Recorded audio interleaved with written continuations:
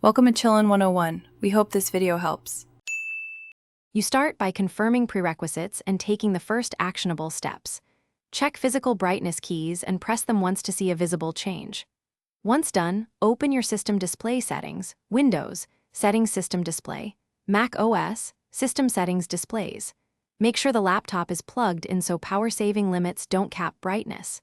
If you have adaptive or ambient options, turn them off now so adjustments reflect actual screen output. This gets you ready to change the core brightness controls.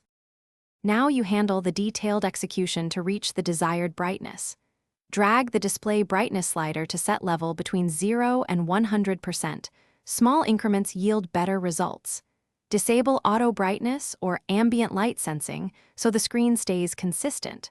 Also check night shift or night light and disable for true color and brightness testing. If the slider does nothing, update or reinstall the graphics driver and open the GPU control panel from Intel, AMD, or NVIDIA to adjust output. Finish by applying final tweaks and a key troubleshooting tip.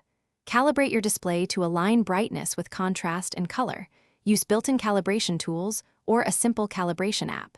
Then set maximum brightness values in your power plan for both battery and plugged-in modes so the OS won't throttle output.